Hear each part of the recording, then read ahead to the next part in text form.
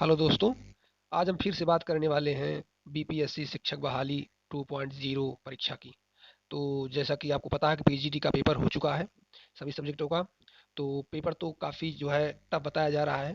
तो इस आधार पर इसकी कट ऑफ क्या जा सकती है और इसका कट ऑफ ये किस तरह से टीजीटी और जूनियर को प्रभावित करने वाला है, इस पर हम बात करने वाले हैं।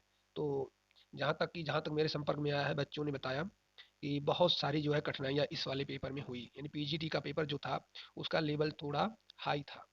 ज़्यादातर बच्चे जो हमसे बात हो सकी या किसी प्रकार से, चाहे ऑनलाइन चाहे सोशल मीडिया टेलीग्राम किसी पर भी, तो बच्चे कह रहे हैं कि पेपर जो है थोड़ा टफ है। फिर उसके बाद हमने भी एनालिसिस किया कुछ सब्जेक्टों का, तो हमें भी महसूस हुआ कि पेपर जो है मॉडरेट है। तो इसकी कट ऑफ क्या रहने वाली है, इस वीडियो में हम चर्चा करने वाले हैं। और इसका क्या प्रभाव पड़ेगा जूनियर पर और टीजीटी पर, तो इस पर भी हम थोड़ा बात करेंगे।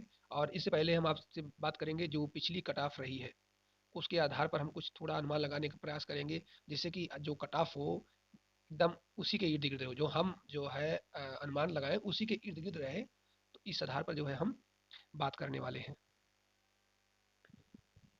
तो देखा जाए तो पहले अगर हम हिंदी की बात करें, तो हिंदी में जो है जैसे 9th-10th में पिछली बार जो है unreserved 54, unreserved female not available, इनकी कोई कट ऑफ गई ही नहीं थी। EWS 48, EWS female 39, EWS BC, sorry EBS ABC 41, EBC female 39। ये जो है हिंदी का है। इसी तरह बंगाली का भी अनरिजर्व 52 और अनरिजर्व फीमेल जो है नॉट अवेलेबल। इसी तरह जो है उर्दू का भी 58 मेल और 50 जो है अनरिजर्व फीमेल थी। संस्कृत का भी 66 और 58 गया हुआ है। इसी तरह अन्य सब्जेक्टों का देखा जाए तो इंग्लिश में देखा जाए तो इंग्लिश में नॉट अवेलेबल, इंग्लिश में जो है 12th का नॉट अवेलेबल। लेकिन अगर देखें नाइन टेंथ में तो इंग्लिश की 48 जो रिवाइज्ड आंसर की आई है अभी हाल ही में, उसके अनुसार 48 इंग्लिश पर गई है और 46 साइंस पर, मैथमेटिक्स पर 70। तो इस तरह से आप लगा सकते हो कि पीजीटी टीजीटी में इतनी कट ऑफ गई थी। वहीं अगर हम पीजीटी में बात करें तो हिंदी में 39, यानी मिनिमम जो क्राइटेरिया है उसको भी फुलफिल कर ले रहा है, तो उसकी भी संभावनाएं हो जा रही हैं। और यूआर फीमेल की देखें तो ये इनकी जो है कोई कट ऑफ बनी हुई नहीं है 11th-12th में। तो इस बार तो बनने वाली है। क्यों? क्योंकि पिछली बार जो परीक्षा हुई थी उसमें सिर्फ बिहार के ही कैंडिडेट थे, या वो कैंडिडेट थे जो स्टेट 2019 में शामिल हुए थे।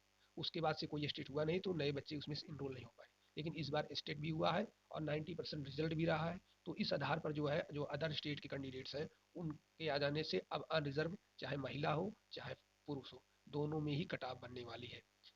तो इस आधार पर देखें तो जैसे पहले हम सब्जेक्ट देखेंगे हिंदी का, तो देखिए इसमें 11th-12th में 39 अनरिजर्व और महिलाएं पूरे में जो है नॉट अवेलेबल, इनका कोई कटाव नहीं बना। लेकिन तभी हम पुरुषों को देख ले रहे हैं। इंग्लिश में 49, सॉरी 59, संस्कृत में 41, बंगाली में 66, मैथिली में 39 और अरेबिक पर में नॉट अवेलेबल, पर्सियन में 53, पाली में 57।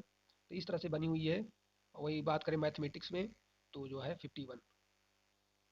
अन्य सब्जेक्ट हैं जैसे फिजिक्स 39, केमिस्ट्री 39, इकोनॉमिक्स 44, जियोग्राफी 40,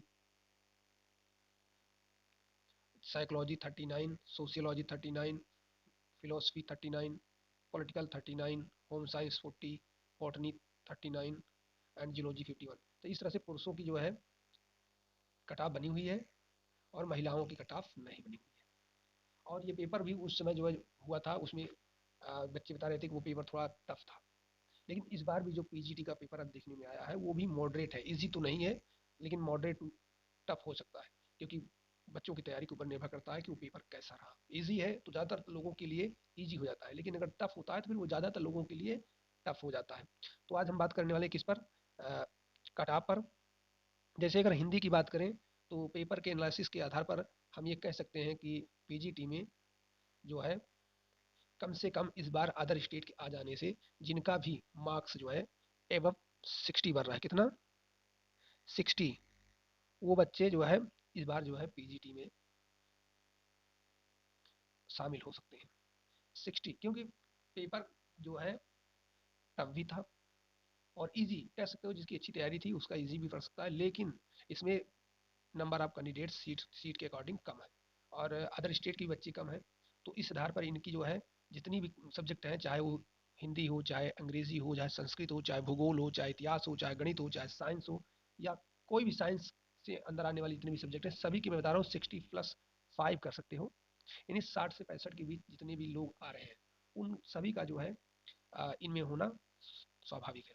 और अभी अगर इसकी कट ऑफ जो है 11-12 यानी पीजीटी की कट ऑफ जो है 65 हो जाती है, या 60 थोड़ा एक दो कम ज़्यादा, तो इसका प्रभाव जो है हमारे टीजीटी पर पड़ने वाला है। टीजीटी पर जो कैंडिडेट्स पीजीटी, टीजीटी और जूनियर तीनों दे रहे हैं, यदि उनका अपर में हो जाता है तो वो तो जाहिर सी बात है अपर में ले लेंगे, तो ये जो नीचे की सीट होगी वो तो वो वैकेंट कर देंगे।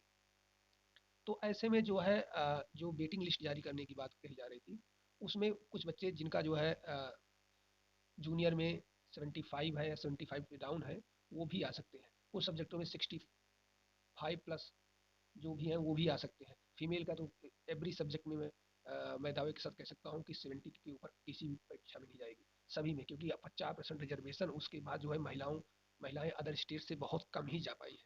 कुछ महिलाएं हैं जिनको कहीं भी जॉब करना सुटेबल लगता है तो वो गई हैं, और अन्यथा बहुत सारी फीमेल कैंडिडेट्स फॉर्म तो फिलअप कर दिए लेकिन परीक्षा में शामिल नहीं हुई, बहुत सी तो फिलअप ही नहीं किया, इसलिए इनमें नंबर ऑफ कैंडिडेट्स तो कम है लेकिन इनकी सीटें क्या है, बहुत ज़्यादा है।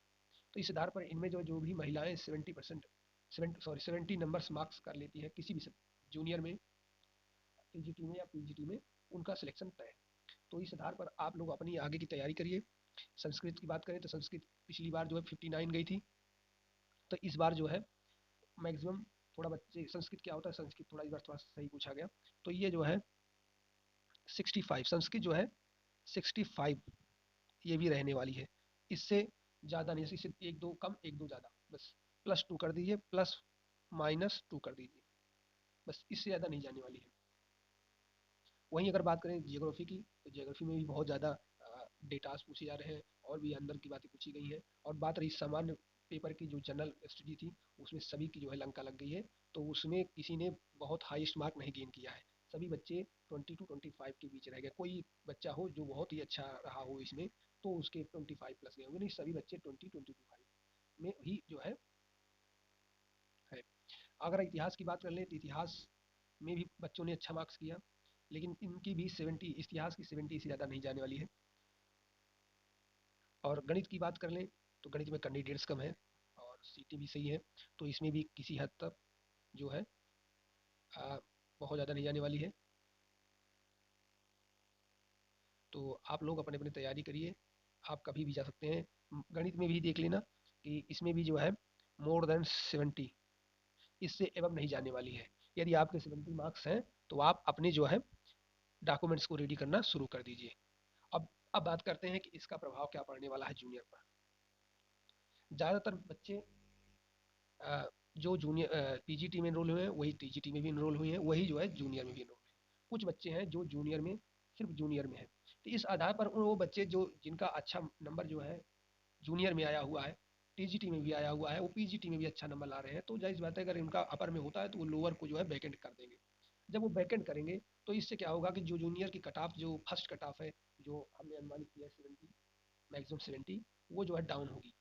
तो इस पर आप चिंतित ना हो और अच्छे से जो है अपने सारे काम करिए। आने वाली परीक्षा, हम आप लोगों को ये बधाई देते हैं कि ये आपने बहुत अच्छा पेपर किया। यदि इसमें किसी प्रकार की त्रुटि रह जाती है तो आप लोग जो EMRS की 1 वीक बाद होने वाली है, उसमें अच्छा प्रदर्शन करें। जाहिर सी बात है अगर यहाँ अच्छा प्रदर्शन किया होगा तो वहाँ भी होने की संभावना है, क्योंकि बहुत सारे बच्चे होंगे जो यहाँ भी हो जाएगा और वहाँ भी हो जाएगा, तो दोनों में से एक करेंगे, तो इसका भी प्रभाव पड़ने वाला है इस परीक्षा पर। हम्म, तब तक और भी अद्यतन जानकारी के लिए हम आपके लिए नए नए जो है वीडियो आपकी सपोर्ट के लिए लाते रहेंगे। आप जो है इसका जो है बढ़िया से एनालिसिस करिए, अपने मार्क्स को चेक करिए, और अगर मार्क्स आपके इस कट ऑफ के इर्द गिर्द हैं तो अपने सारे डॉक्यूमेंट्स तैयार कर लीजिए, क्योंकि बीपीएससी जल्द से जल्द जो है रिजल्ट जारी करेगा और जल्द से जल्द जो है बच्चों को ज्वाइनिंग भी देगा। तो ऐसे में हो सकता है कि आपको डॉक्यूमेंट्स कंप्लीट करने में समस्या का सामना करना पड़े, इसलिए आप जो है जल्दी से जल्दी अपने सारे डॉक्यूमेंट्स क्लियर कर लीजिए। डॉक्यूमेंट्स के बारे में यदि और जानकारी चाहिए तो कमेंट में ज़रूर बताएं, उसके बारे में भी हम एक अच्छी और बढ़िया वीडियो बना करके आपके लिए पोस्ट करेंगे। तब तक के लिए गुड बाय, जय हिंद, जय भारत, हैव अ